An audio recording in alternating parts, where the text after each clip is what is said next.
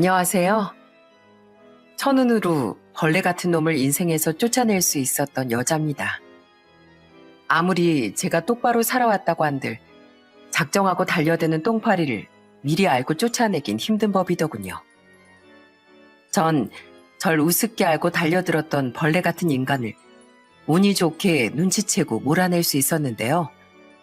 저와 같은 피해를 여러분께선 미연에 방지하셨으면 하는 마음에 이렇게 사연을 보내게 됐습니다. 부디 귀 기울여 끝까지 들어주시길 바랍니다. 그럼 제 이야기를 시작해 볼게요.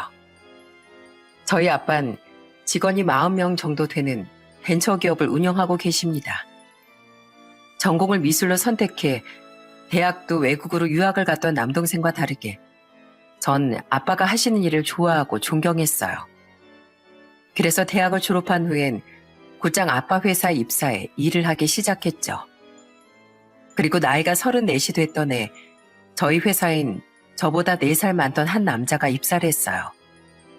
경력직이었기에 제 상사로 말입니다. 들어보니 그 남자는 대학도 서울대 출신에 전 직장도 저희 회사보다 훨씬 큰 회사를 다녔었더라고요. 전 직장에서 사내 평판도 좋고 제품 개발도 잘하던 사람이었다는데 왜 우리 회사로 이직을 원하냐고 물으니 면접을 보던 그 남자는 아빠에게 이렇게 대답했었다네요. 이 회사에 얼마나 비전이 많은진 업계에서 알만한 사람은 다 압니다. 저도 이 회사와 함께 더 큰 꿈을 펼쳐보고 싶어서 제 평생 직장이 되었으면 하는 마음에 지원하게 되었어요. 절 뽑아주시면 절대 실망시키지 않는 인재가 될 자신이 있습니다. 회사에 대한 애사심까지 있는 그 남자를 아빠는 굉장히 마음에 들어하며 뽑으셨다고 합니다. 저도 옆에서 지켜보니 대인관계도 원만하고 일도 잘하는 정말 인재더라고요. 그 사람이 바로 제 사연의 주인공인 남편이었죠. 입사한 지 4개월 뒤에 어느 날 남편은 제게 조금은 신기한 말투로 이러더군요. 효진 씨, 대표님 따님이었다면서? 처음에 몰랐는데 사람들한테 들어서 알게 됐어. 근데 그동안 왜 나한테 말을 안 해줬어? 난 그것도 모르고 효진 씨한테 이런 부탁 저런 부탁 다 하면서 신나게 부려먹었는데. 에이, 제가 대표님 딸이어도 변하는 건 없으니까 편하게 대해주세요. 정말이지? 나 그럼 그 말만 믿고 더 편하게 효진 씨 부려먹는다? 아니지. 그랬다가 나 큰일 나면 누가 책임지겠어. 앞으로 눈치껏 잘 모시겠습니다. 말은 그렇게 했지만 제가 아빠 딸이라는 걸 안 뒤에도 절 대하는 남편의 태도는 변함이 없었어요. 제가 실수하거나 잘못하면 여전히 따끔하게 혼도 내고 업무 지시도 확실했죠. 그렇게 오랫동안 지켜본 남편은 보면 볼수록 괜찮은 사람이었어요. 리더십이 있어 사람들도 잘 따르고 인성도 바른 데다 물론 일도 잘하는 멋진 사람이었죠. 그런 사람이 입사한 지 2년 뒤 제가 좋다고 고백했을 때 내심 좋기도 했지만 깜짝 놀라기도 했어요.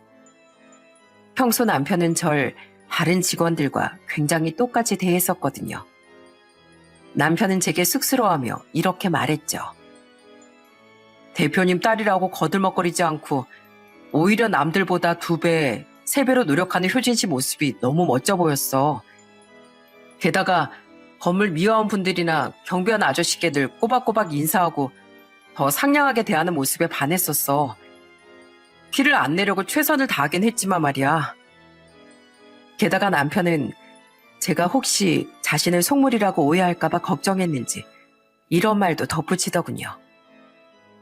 혹시 효진 씨가 대표님 딸이라서 의도적으로 접근하는 거라곤 절대 오해하지 말아줘.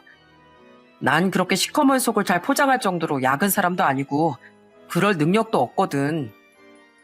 남편은 제게 사실 자긴 공부와 일에만 빠져 사느라 평생 연애도 딱 2번밖에 못 해봤다고 말하더군요.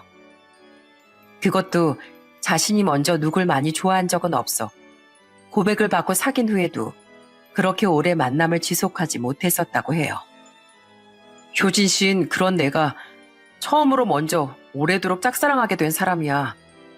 그래서 어쩔 줄을 모르고 더 숨기려고만 하다가 이러다 효진실 놓칠지도 모른다는 생각에 용기 낸 거야. 가뜩이나 호감을 갖고 있던 사람의 솔직한 고백에 마음이 열려 저는 남편과 연애를 시작하게 됐습니다. 얼마 뒤 제게 연애 사실을 전해들은 아빤 굉장히 좋아하셨어요. 그리곤 벌써부터 은근하게 제 결혼을 바라시기까지 했죠. 물론 회사에서 남편에게 티는 안 내셨지만 아빤 남편이 정말 마음에 드셨던 거예요. 또 당시 저희 부모님은 슬슬 자식들의 결혼을 걱정하고 계시기도 했어요. 여전히 해외에 주로 머물며 미술 관련 일을 하고 있던 동생도 부모님과 함께 살고 있던 저도 결혼 생각이 없어 보였으니까요. 그랬으니 제가 좋은 사람을 만나고 있는 걸 알고 큰 기대에 부푸셨던 거죠. 효진아, 어차피 내 끝사랑은 너로 정해놨는데 우리 결혼은 언제 할까? 너 나랑 나중에 꼭 결혼할 거지? 이대로 쭉 오빠랑 만난다면 그렇게 되지 않을까? 왜 오빠 결혼하고 싶어? 당연히 하고 싶지. 난 애도 빨리 낳고 싶단 말이야. 너 닮았으면 아들이든 딸이든 얼마나 예쁘고 사랑스럽겠어. 기왕 결혼할 거 우리 좀 서둘러서 빨리 살림 합쳐버릴까? 뭐? 벌써? 글쎄 그건 너무 이른 것 같아. 그런데 연애한 지 반년쯤 뒤부터 남편도 제게 결혼 이야기를 하기 시작하더군요. 너무 이른 감이 있어 이 사람이 대체 왜 이렇게 서두르나 싶었는데 남편은 자신의 나이도 있으니 이젠 안정을 찾고 싶다고 하더라고요. 더 늦기 전에 아이도 갖고 싶다면서요. 하긴 생각해보면 제 나이가 36이고 남편의 나이가 40이었으니 그런 생각이 들만도 하다고 생각은 했어요. 하지만 역시나 너무 이르다고 생각돼 저는 남편의 청혼을 미루고 미뤘습니다. 그러던 어느 날 아빠가 또 은근하게 제게 결혼 이야기를 물으시더군요. 그때 전 솔직하게 말씀드렸어요. 남편은 결혼을 하고 싶어 하는데 너무 때이른 결정이 아닐까 싶어 걱정이 된다고요.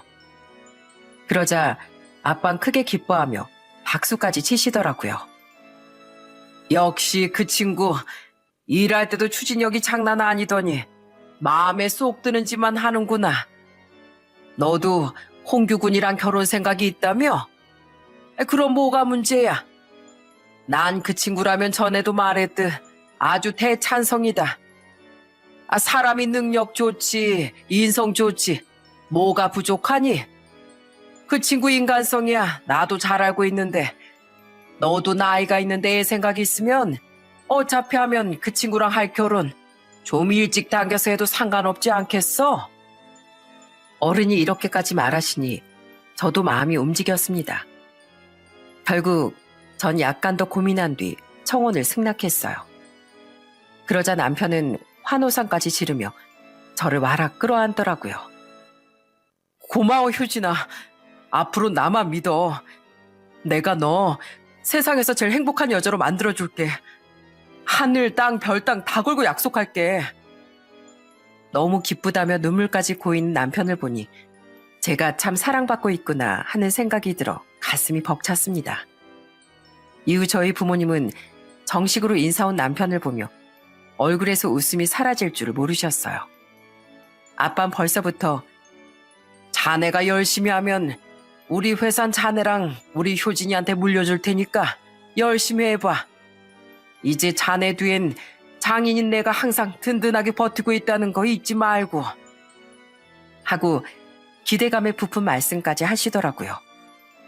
남편은 당황한 표정으로 두 손을 내저으며 민망해했지만요. 아닙니다 대표님. 회사를 저에게 물려주시다뇨. 전 그냥 항상 효진 일 잘 도와주는 역할로도 충분히 만족합니다. 사람 참 욕심도 없긴. 그러니까 더 마음에 들어. 그리고 회사에서만 대표님이라고 부르고 사석에선 장인어른이라고 부르게. 정없게 대표님이 뭔가. 자, 여기 술 한잔 받게. 이런 좋은 날엔 좋은 술이 함께 해야지. 집에 갈 때 내가 대리 불러줄게. 아빤 저와 남편의 결혼이 정말 기쁘셨나 보더라고요. 아빤 필요한 건 뭐든 말만 하라며 나중엔 우리의 신혼집도 브랜드 아파트로 떡하니 마련해 주시고 혼수까지 전부 해주시더라고요. 너무 감사할 따름이었죠. 남편이 저희 집에 인사 온 뒤 전 같은 서울에 있던 시댁에도 인사를 드리러 갔습니다. 당시 시모는 한 빌라 2층 집에서 남편과 둘이 살고 계셨고 남편의 두 여동생과 막내인 남동생은 이미 결혼해서 분가한 상태였어요. 그랬으니 제가 인사를 갔을 때 시댁은 엄청나게 북적거렸죠. 시누이들과 시매부들, 시동생과 동서까지 모두 저를 환영해줬어요. 새언니, 일밖에 모르고 살았던 우리 곰탱이 오빠 정말 잘 부탁드려요. 맞아요, 새언니. 우린 다들 언제 오빠가 결혼하나 목이 빠져라 기다렸다니까요. 형수님, 저희 집사람이 장담하는데요. 저희 어머니는 며느리 시집살이 시키고 그런 시어머니랑 거리가 아주 먼 분이에요. 그러니까 아무런 부담 갖지 않으셔도 돼요. 저희 가족이 되신 걸 환영합니다. 시댁의 분위기는 굉장히 화목했어요. 저 또한 화목한 가정에서 자랐기에 그런 시댁 식구들과 아주 잘 지내고 싶다고 생각했죠. 그날 시모는 제 옆에서 떨어지지 않고 드디어 우리 장남이 장가 간다며 기뻐하시더군요. 나중엔 자신의 며느리가 되어줘서 고맙다며 제 손을 잡고 눈물까지 글썽이시더라고요. 아이고, 우리 큰며느리 먹는 것도 참 복스럽게 먹네. 이분 또 왜 이렇게 귀엽고 오밀조밀한 거야? 시모는 제 입에 뭐가 들어가기만 하면 예뻐 죽겠다는 듯 소리내어 웃기도 하셨어요.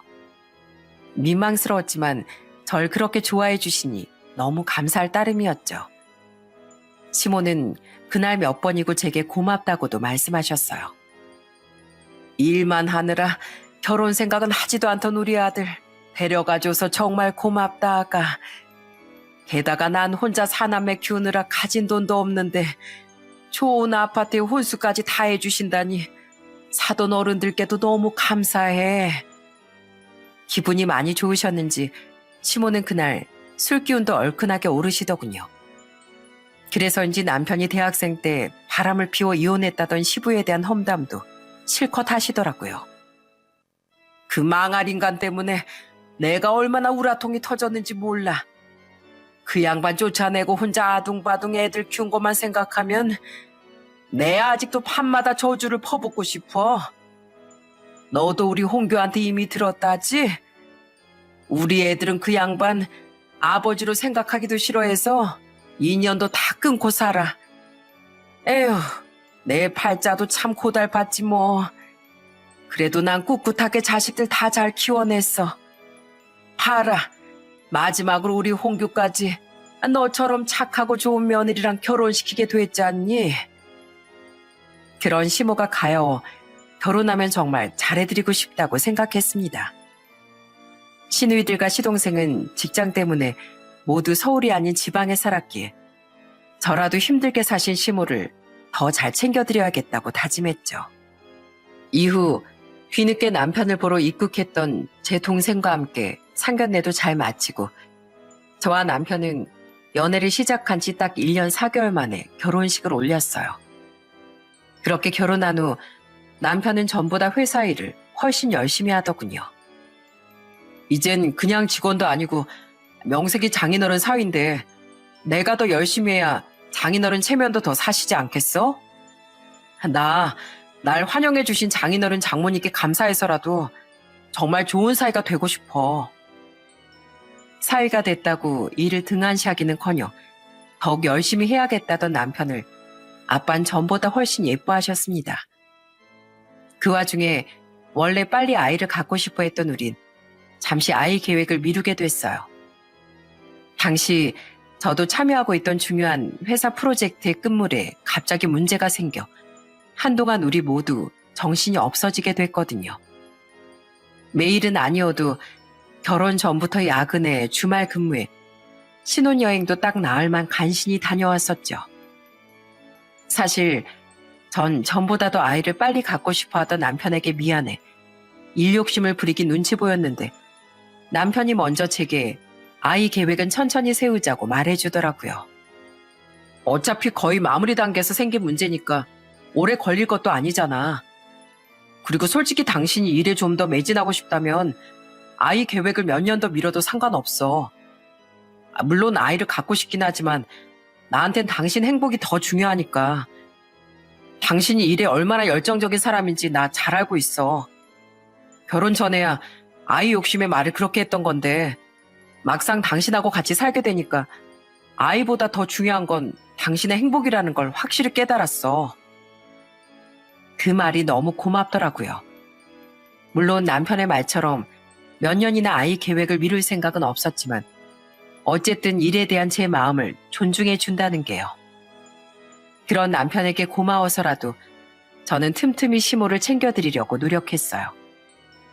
바쁜 와중에도 한 번씩 시모에게 안부 전화를 드리고 주말 출근이 없는 주말엔 남편과 함께 시댁에 자주 가려고 노력도 했죠.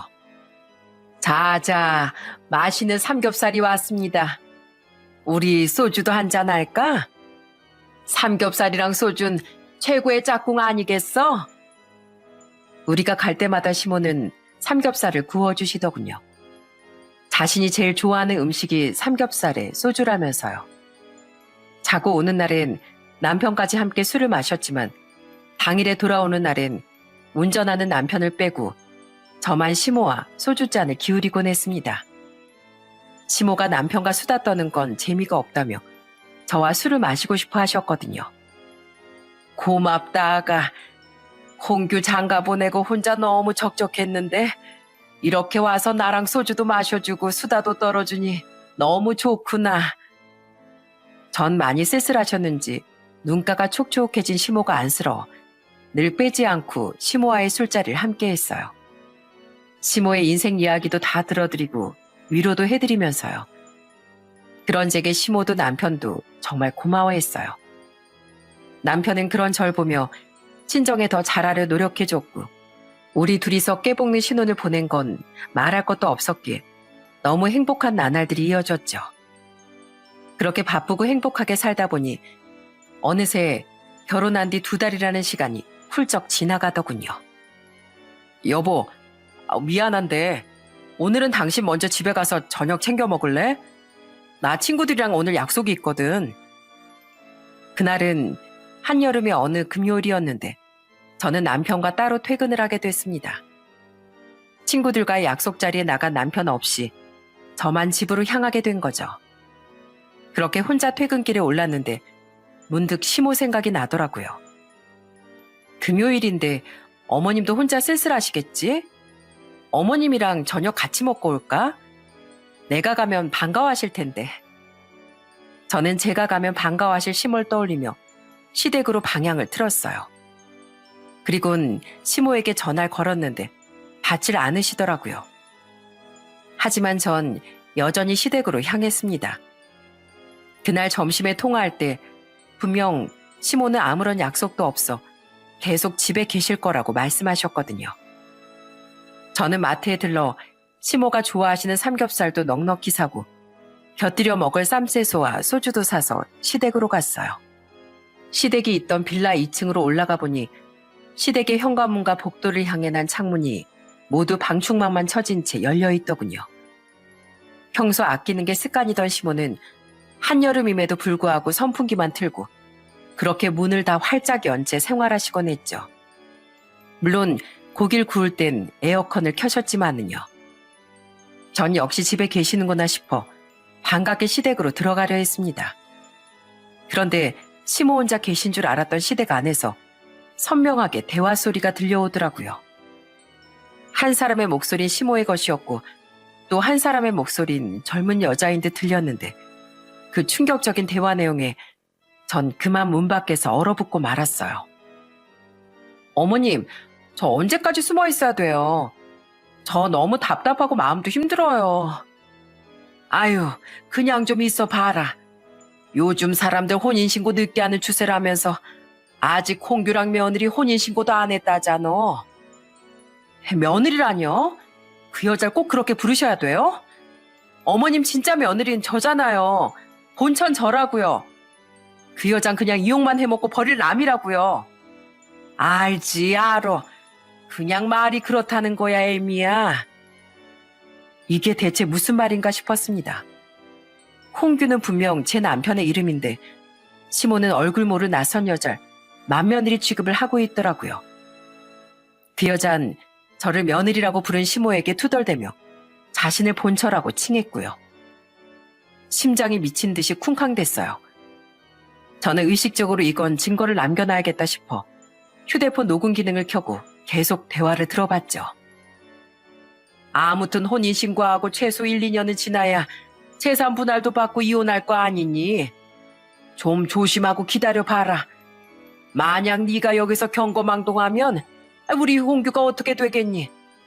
돈도 한 푼 못 받고 쫓겨날 거 아니냐? 홍규가 대충 알아보기만 한 그 집 재산이 얼만 줄이나 알아? 우린 꿈도 못 꿀 정도로 어마어마하대. 그 정도 돈을 조금이라도 뜯어먹으려면 그만한 인내와 노력이 필요한 법이야. 진짜 애 아빠 저한테 돌아오는 거 맞아요? 저 이런 식으로 입막음하다가 나중엔 저랑 우리 딸 그냥 버려버리고 그 여자랑 평생 사는 거 아니에요? 예, 너 우리 홍규 못 믿니? 우리 홍규, 너한테 돌아가려고 효진이 걔랑 임신도 이 핑계 저 핑계 대면서 미루고 있대. 앞으로도 그럴 거고.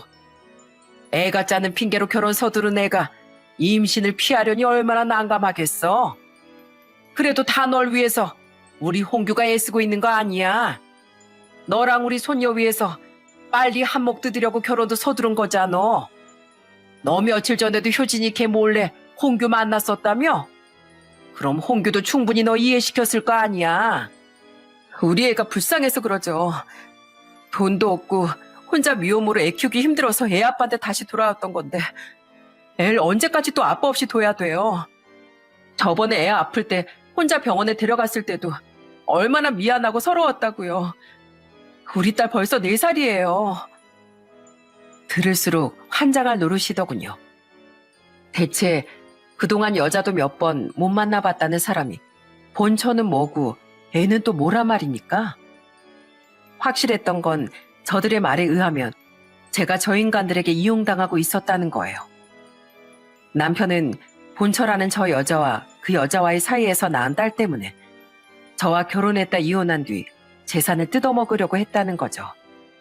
이제야 갑자기 왜 남편이 결혼을 그렇게 서둘렀는지도 깨달으며 그렇게 하나씩 상황을 이해하고 나니 정말 손이 부들부들 떨렸어요.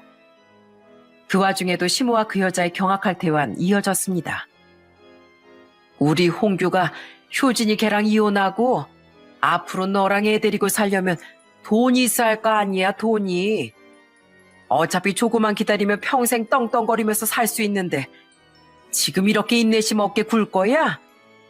그냥 좀 참고 앞으로도 홍규를 몰래 한 번씩 만나면 되잖아.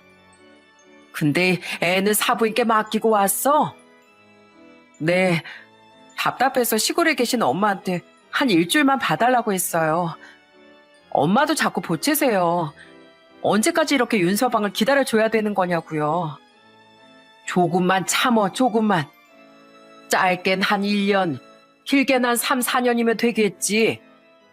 홍규가 어떻게든 너랑 애 생활빈 꼬박꼬박 보내줄 테니까 걱정하지 말고. 앞으로 답답하다고 우리 집에 이렇게 불쑥불쑥 찾아오지도 마라. 효진이 걔 뭐 엄청난 효부랍시고 자꾸 우리 집에 오려고 한단 말이야. 뭐 그럴 리는 없겠지만 연락도 없이 불쑥 오기라도 하면 이건 완전히 대참사야. 그 여자는 아직 아무런 눈치도 못 챘어요? 전혀. 애가 야무지고 똑똑하긴 한데 이런 쪽으로 완전 맹탕인 것 같아. 아무것도 모르고 나한테 어머님 어머님 하는데 정말 우습다니까. 걔가 아무리 잘해봤자 나한테 맏며느린 주인 너뿐이야. 그럼 저 어머니만 믿고 기다립니다. 저 꼭 다시 제자리로 돌려놔준다고 약속하시는 거예요? 전 어머님이랑 이렇게 평생 사이좋게 살고 싶단 말이에요. 그럼 당연하지.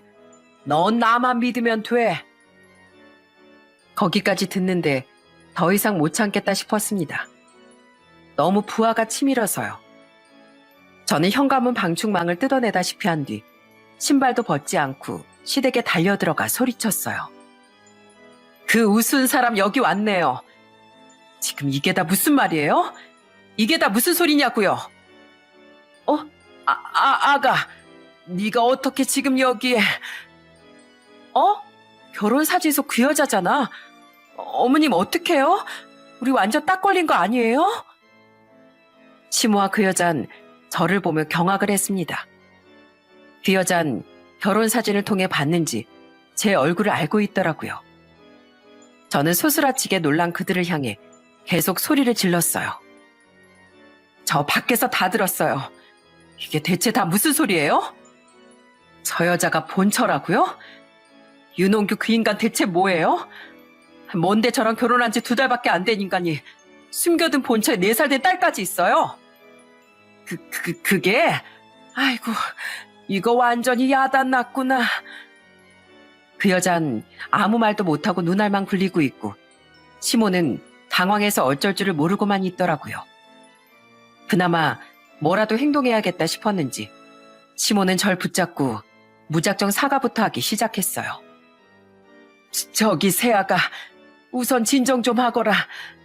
내가 다 미안하다. 이걸 대체 어떻게 해야 하나? 왜 아무 말을 못하세요? 이미 저 밖에서 들을 건 다 들었거든요. 본처가 저 여자고 딸도 있고 저랑은 돈 때문에 결혼했다는 것도요. 그러니까 이게 어떻게 된 상황인지 당장 저한테 다 설명하라고요. 아휴, 나도 모르겠다. 이걸 내 입으로 어떻게 말하니. 뭘 자꾸 어떻게만 반복하세요? 왜 말을 못해요? 왜요? 미안해서요? 양심에 찔려서? 웃기는 소리 하지 마세요. 조금 전까지만 해도 제가 우습다면서요? 난 그렇게 힘들게 살았던 어머님이 불쌍해서 며느리로서 어떻게든 조금이라도 더 잘해드리고 싶었어요. 그래서 오늘도 삼겹살에 소주까지 바리바리 사들고 온 거라고요. 근데 제가 혼자 광대짓을 하고 있었네요. 어머님, 아니 아줌마도 하나같이 짜고 날 속인 아줌마네 자식들도 싹 다 천벌받을 거예요. 그리고 당신도 이 아줌마처럼 그렇게 계속 입 다물고 있을 거야? 진실을 토해내라며 아무리 닥달해도 시모는 아이고 매 이걸 어째 하며 도통 말을 하지 않았습니다. 결국 저는 그 여자로 목표를 바꾸었어요. 하지만 그 여자도 보통 독한 게 아니더라고요. 그쯤 되면 우선 싹싹 빌거나 할 법도 한데 그 여잔 끝까지 입을 꾹 다물고 발치만 노려보고 있더라고요. 저는 그 기가 막힌 여자의 뺨이라도 날릴까 하다가 우선 뭐라고 하는지 그 여자 입에서 들어보긴 해야겠기에 꾹 참고 제 명함을 줬습니다. 그리곤 얼음장 같은 목소리로 으름장을 놨죠. 들어보니 지금 형편도 별로 좋지 못한 것 같은데 나한테 소송당해서 큰돈 물고 싶지 않으면 연락해.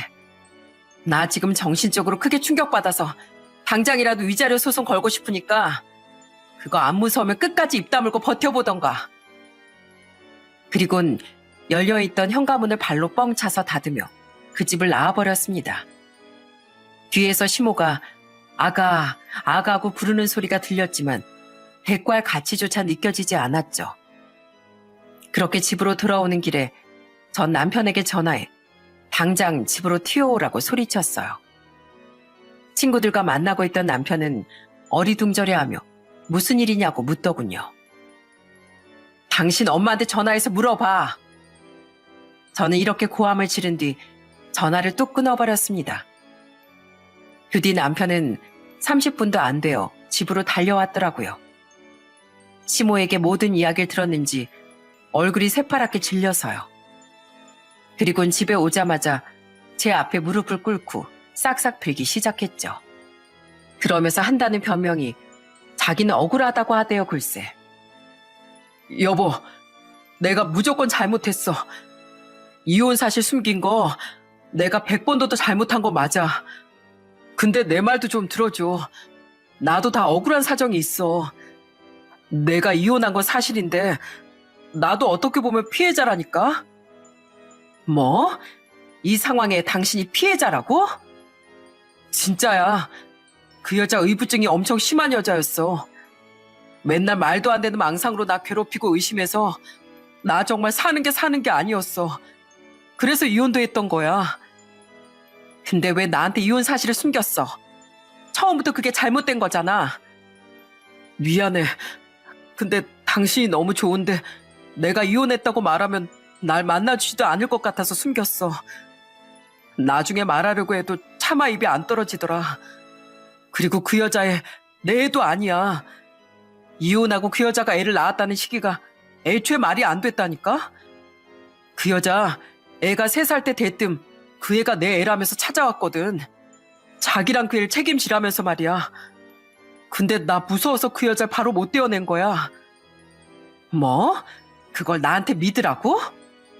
진짜라니까. 그 여자 이혼하고 나서도 나 포기 못하고 얼마나 집착했는지 알아? 그래서 회사도 옮긴 건데 지금 회사는 또 어떻게 알아내서 찾아왔더라고. 그래도 내가 안 받아주니까 나중에 누구 애인지도 모를 애를 내 애라면서 책임지라는데 자기랑 애 책임 안 지면 당신한테 이혼 사실을 다 폭로해버린다고까지 겁박했어. 내가 당신이랑 만나고 있는 거 알고. 그러니까 그 여잔 나한테 돈을 뜯으러 왔던 거야. 물론 그 애는 내 애가 아니라고 생각했지만 난 당신이 내가 이혼한 사실을 알아버릴까봐 무서워서 우선 그 여자를 받아주는 척 했던 거야. 우리 어머니랑 동생들도 다 같이. 말 꺼내면 그 여자가 길길이 날뛰니까 친자 확인도 제대로 못하고 한 번씩 당신 몰래 만나서 계속 어르고 달래기도 했던 거고. 여보, 이혼 사실 숨긴 건 정말 미안해. 근데 나 정말 억울해. 남편은 진짜 억울하기라도 한 듯 엉엉 울기까지 했습니다. 하지만 그 말을 곧이곧대로 믿자니 너무 의심스러웠고 무엇보다 처음부터 절 속였다는 것 자체가 용납이 안 됐어요. 남편의 말이 사실이라고 해도 그냥 모든 게 전부 다 실망스럽기 짝이 없었죠. 전 울고불고 빌던 남편을 노려보며 단호히 말했습니다. 그래도 이건 엄연히 사기 결혼인 거 몰라? 이래서 요즘에 결혼할 때 서류란 서류는 먼저 다 떼봐야 한다고 하는 거구나. 나랑 부모님은 당신을 철석같이 믿었는데 당신은 완전히 그런 우리를 바보로 만든 거야. 여보, 나 부르지도 마. 이 결혼은 애초에 무효야. 진실을 속이고 시작한 결혼이 언제까지 지속될 줄 알았어? 이 집, 그리고 이 집에 있는 모든 건 다 우리 아빠가 해주신 거 알지? 그러니까 당신 옷까지만 싸들고 당장 여기서 나가. 안 나가면 경찰 부를 줄 알아, 이 사기꾼아. 여보, 제발 한 번만 용서해줘. 어? 나도 피해자라니까. 남편은 제 이혼, 아니 이혼도 아니죠. 이별 통보를 받아들이지 못하고 제 다리에까지 매달렸습니다. 저는 그런 남편을 매몰차게 뿌리치곤 방에서 남편의 옷을 죄다 들고 나와 현관 밖으로 던져버렸어요. 그리곤 마지막으로 남편까지 쫓아내버린 뒤 현관문에 잠금장치란 잠금장치는 다 잠가버렸죠. 밖에서 한참 동안 문을 두들기던 남편은 제가 거짓말로 여보세요? 거기 경찰서죠? 하고 문에 대고 소리치자 그제야 엉엉 울며 사라져버리더군요. 거의 뜬 눈으로 울기도 하고 분통도 터뜨리며 밤을 새운 전 다음날 곧장 친정으로 가서 부모님께 이 모든 사실을 말씀드렸습니다. 부모님은 당연히 경악을 하셨어요. 미안하다 효진아. 이 아빠가 괜히 그놈이 괜찮은 놈임네 어쩌네 해서 우리 딸 팔잘 꼬아버렸구나. 이 아빠가 죄인이야. 아니에요 아빠. 선택은 제가 한 거니까 제 탓이죠. 이런 속상한 꼴 보여드려서 정말 죄송해요. 부모님은 절 끌어안고 위로하며 눈물 지으셨어요. 그리곤 이내 아빤 어마어마하게 극대노를 하셨죠. 아빤 곧장 그놈에게 전화해 온갖 쌍욕이란 욕은 다 퍼부으셨습니다. 그걸로도 분이 전혀 풀리지 않으셨는지 아빤 토요일인데도 불구하고 당장 회사로 달려가 그놈의 책상을 손수 다 빼버린 뒤 집으로 돌아오기도 하셨죠. 그 후 저는 집으로 돌아가지 않고 충격을 달래려 친정에서 머물렀어요. 그리고 그놈은 제가 전화를 받지 않자 문자까지 보내며 계속 싹싹 빌더라고요. 여보, 제발 전화 좀 받아줘. 나한테 한 번만 기회를 주면 앞으로는 악마 같은 그 여자 싹 정리하고 평생 당신 앞에서 납작 엎드려 살게. 평생 당신 종처럼 살게. 물론 전 그 와닿지도 않는 문자를 전부 무시했습니다. 그리고 이틀 뒤 이번엔 그 여자가 제게 전화를 걸었더라고요. 모르는 번호로 전화가 걸려오기에 설마 그 여자인가 싶었더니 정말이었죠. 소송이 무서웠던 건지 이제 와서 제게 모든 진실을 말해주겠다기에 저는 마음을 굳게 먹고 약속 장소로 나가봤어요. 아무래도 미심쩍은 남편의 이야기를 고지고대로 믿기보단 양쪽의 얘기를 들어보는 게 맞다 싶어서요. 그리고 역시나 나가서 들어보니 남편과 그 여자의 말은 완전히 극과 극을 달리더군요. 그 인간 3년쯤 전에 효진 씨 아버님 회사로 이직했다죠? 전 그 바로 전해에 그 인간하고 이혼했어요. 왜 했는지 아세요? 혹시 그 인간이 솔직히 얘기하던가요? 그 인간 자기 아버지란 사람처럼 여성 편력이 심한 사람이었어요. 바람을 피웠다기보단 툭하면 술집 가서 술집 여자랑 술 먹고 숙박업소를 드나들었거든요. 그걸 몇 번이나 들켰는데도 안 나아지길래 참고 참다가 결국 이혼해버린 거예요.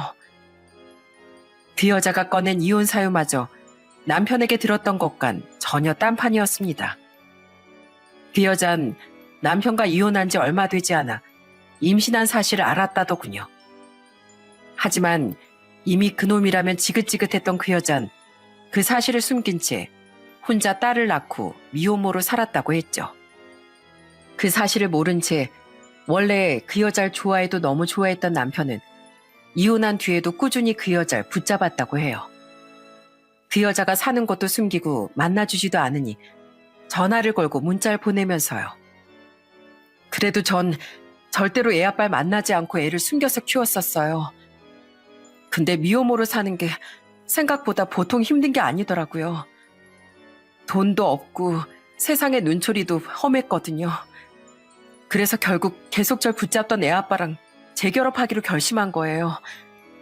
그래서 애가 3살 때 애 아빠를 찾아가서 딸의 존재도 밝힌 거고요.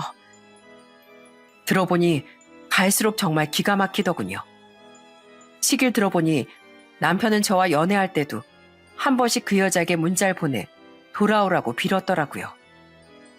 그리고는 저와 연애를 하던 중 그 여자가 찾아와 아이의 존재까지 밝히자 남편은 고민도 않고 그 여자를 덥석 받아줬다네요. 돌아와줘서 고맙다며 그 여자와 자신의 딸을 끌어안고 울기까지 하면서요.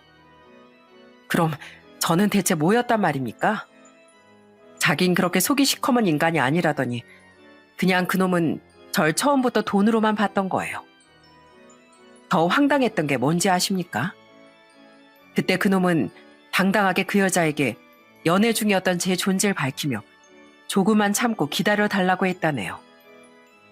그 여자와 아이를 위해 서둘러 저와 결혼한 후 이혼하며 돈을 뜯어올 테니까요.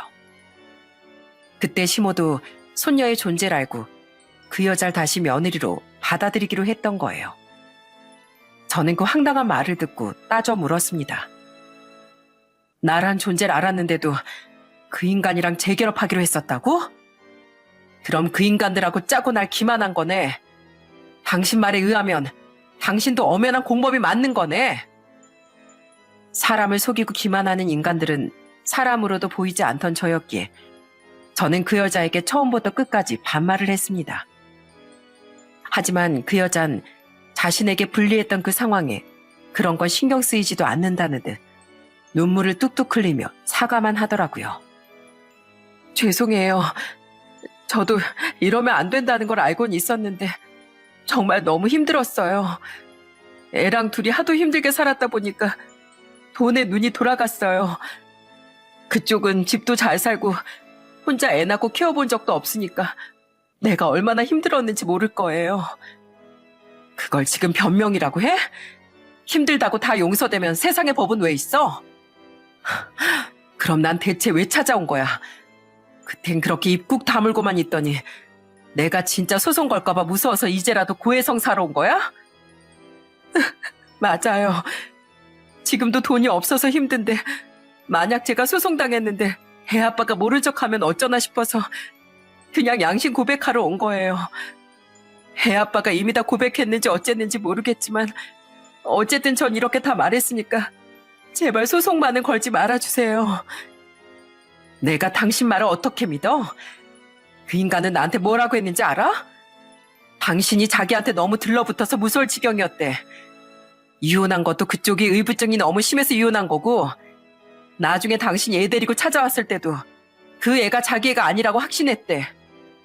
근데 무작정 쫓아내면 그쪽이 나한테 이혼 사실을 폭로하고 자기한테도 해코지 할까봐 무서워서 여태 거짓말로 어르고 달랜 거라더라. 자기한테 나밖에 없다면서 말이야. 그 인간은 당신이 살면서 만난 사람 중에 가장 사이코라는데 둘이 말이 너무 다르잖아. 그 인간 오늘 아침까지도 나한테 당신의 악마라고 말하면서 제발 용서해달라고 싹싹 빌던 인간이야. 네? 의부증이요? 진짜로 그 인간이 그랬다고요? 그렇게 돌아와달라고 매달린 건 자기면서 그걸 전부 저한테 덮어 씌웠단 말이에요? 절대 아니에요. 저한테 증거도 전부 다 있다고요. 저는 그 여자에게 그 여자와 너무 상반됐던 남편의 말을 전부 전해주었습니다. 그러자 그 여잔 엄청나게 충격받은 표정으로 기가 막힌 듯 입을 떡 벌리더군요. 그리고선 이혼 후 그놈이 그 여자에게 매달렸던 수많은 문자들, 저와 연애 중일 때 그리고 저와 결혼하고 나서도 조금만 기다려달라. 난 항상 주위 너와 우리 딸 생각뿐이다. 지금 아내와 사는 게 너무 지겹다, 보고 싶다 등등 그놈이 보낸 문자들 전부를 제게 보여주고 전송까지 해주더라고요. 심지어 그 여잔 그놈이 결혼 생활을 하며 제게 사기를 쳐서 돈을 더 뜯어내려고 했다는 사실도 말해줬어요. 게다가 남편은 이미 그 여자의 애와 친자 확인까지 끝낸 상태였습니다. 친자 확인 결과지까지 사진으로 찍어 가지고 있던 그 여잔 제게 그 모든 증거를 전부 보여주고 전송해 주었죠. 그리고 그 여잔 마지막으로 울분에 차서 덧붙여 말했어요. 애 아빠, 오늘 아침에도 저한테 전화해서 이런 말을 했어요. 자기한텐 다 계획이 있으니까 효진 씨한테 연락하지 말고 조용히 기다리고 있으라고요. 나한테 말은 그렇게 해놓고 그쪽한테 날 천하의 정신 나간 여자로 만들었다 이거죠? 지가 나 좋다고 그렇게 매달려 놓고 왜 날 의부증 환자로 만드냐고요, 이 나쁜 자식이. 모든 증거가 확실했기에 남편과 그 여자의 말 중 그 여자의 말이 진실이라는 건 기정사실이었습니다. 잠시 분통을 터뜨리던 그 여잔 이내 다시 불쌍한 표정을 지으며 절 향해 눈물을 또르르 흘렸어요. 그리곤 동정표를 사려는 듯 말했죠. 제가 이렇게 증거도 다 보내드리고 했으니까 제발 저만은 꼭 봐주세요. 어떻게 보면 저도 효진 씨도 다 피해자잖아요. 하지만 전 눈물을 흘리고 말은 그렇게 해도 깊은 눈빛은 여전히 싸늘했던 그 여자의 본심을 금방 알 수 있었어요. 그 여잔 자신만 혼자 상황을 모면하기 위해 그냥 악어의 눈물을 흘렸던 거예요. 그냥 그 여자와 남편은 우선 자기만 살겠다고 서로를 헛뜯으며 제 앞에서 거짓 용서를 빌었던 거죠. 그 여잔 제게 하나도 미안해하지 않았다는 걸 전 알 수 있었어요. 그랬기에 전 싸늘하게 말했습니다.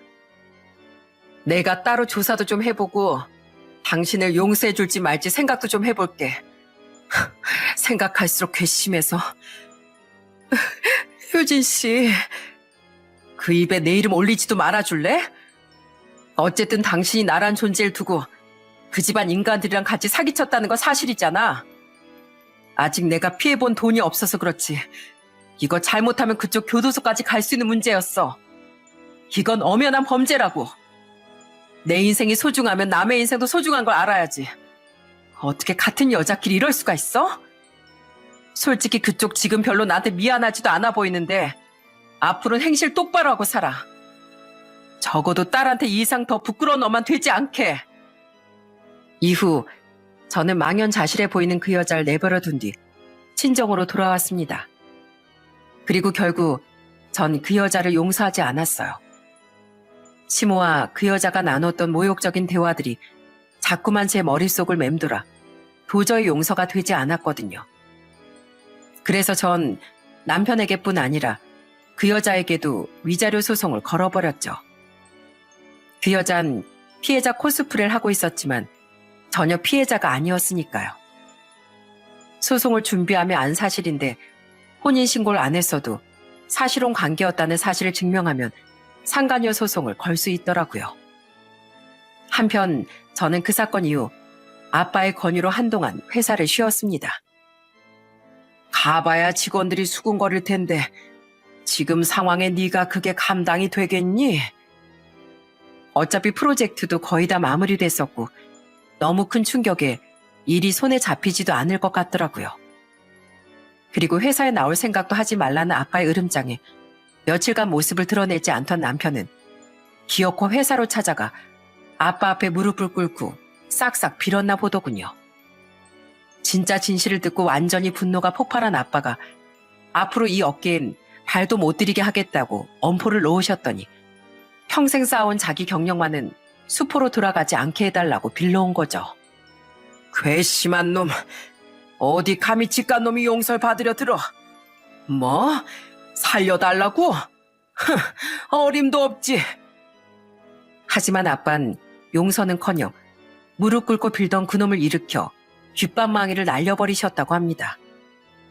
아빤 키가 185cm에 덩치도 크고 힘도 센 분이었기에 그놈은 완전히 나가 떨어진 뒤 겁에 질려 도망갔다고 하더라고요. 아빠의 성정을 봤을 때 그놈은 그렇게 한 대로 끝난 것이 오히려 천운이었다고 생각해요. 이후 그놈이 또 제게 연락해 거짓말로 빌어보려 시도하기에 전 이번엔 전화를 받아 다다다 쏘아붙였어요. 야, 어디서 자꾸 이빨을 까? 너 그 여자랑 아직 대화 안 해봤냐? 그 여자가 나한테 다 말해줬거든?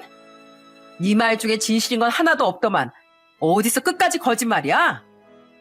뭐? 진짜야? 그래, 이 한심한 것들아. 네가 그 여자를 버리고 나한테 빌붙으려고 이러는 거든 끝까지 나한테 돈 뜯어내서 그 여자랑 애 책임지려고 하려는 거든 다 어림도 없는 헛짓거리거든? 그러니까 너 한 번만 더 전화해서 이 난리 떨면 가만히 안 둔다. 우리 아빠가 너 또 눈에 띄면 아예 지구 끝까지 쫓아가서 작살 내버린다고 하시니까 용기 있으면 또 이래라. 어? 이 똥파리 같은 놈아. 주제에 맞게 구정물 근처에 가서 놀아. 그러자 그놈은 심하게 당황하더니 결국 제 말에 아무 말도 못하고 전화를 끊어야 했습니다. 그 뒤 아빠가 무섭긴 무서웠는지 다신 제게 연락하지 못했죠. 이후 전 그놈과 그 여자에게 위자료를 받아낼 수 있었습니다. 그 여자에겐 1,000만 원을, 그놈에겐 그보다 훨씬 많은 위자료를 받아냈어요. 그리고 2년도 더 지난 지금 그들이 어떻게 됐는지 아시나요? 건너 듣기로 그들은 잠시 재결합을 했다가 금세 다시 파경을 맞았다고 하네요. 서로 네가 어떻게 날 그렇게까지 쓰레기로 모함할 수가 있냐. 난 너랑 애를 지키려고 그랬던 건데 어떻게 모든 진실을 폭로해서 초를 치냐. 이게 다 네 탓이다 하고 박터지게 싸우다가 결국 갈등의 골이 깊어질 대로 깊어져 헤어진 거죠. 제가 아는 소식은 거기까지였어요. 그 후 그들이 지금 어떻게 사는지는 알 수 없지만 아마 둘 다 힘들게 살고 있을 게 뻔하다고 생각합니다. 그 여잔 다시 혼자 애를 아등바등 키우며 살고 있을 테고 다른 직장을 구했는지 어쨌는지 모르겠지만 어쨌든 평생 커리어를 쌓아온 이 업계에 그놈 또한 발도 들이지 못하고 있을 테니까요. 반면 전 그 두 연놈이 보면 배가 아플 정도로 지금은 아픔을 잘 이겨내고 아주 잘 살고 있습니다.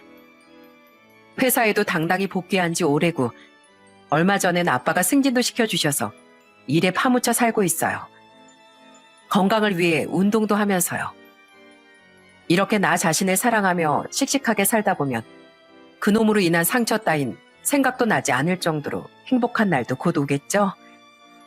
그날을 기다리며 전 오늘도 웃으며 내일을 준비하려고 합니다. 어차피 속이 시커먼 그놈 같은 놈들은 어떻게든 업보로 돌려받을 테니 신경 꺼버린 채로 말입니다. 그런 놈 때문에 원망에 사로잡혀 괴로워할 시간에 나 자신을 한 번 더 사랑해주는 게 훨씬 더 나으니까요. 부디 이렇게 사연을 보냄으로써 제가 조금이라도 더 빨리 상처를 훌훌 털어낼 수 있었으면 좋겠네요. 그럼 전 이만 이야기를 마치고 여기서 인사드리겠습니다. 제 사연 들어주셔서 감사드립니다.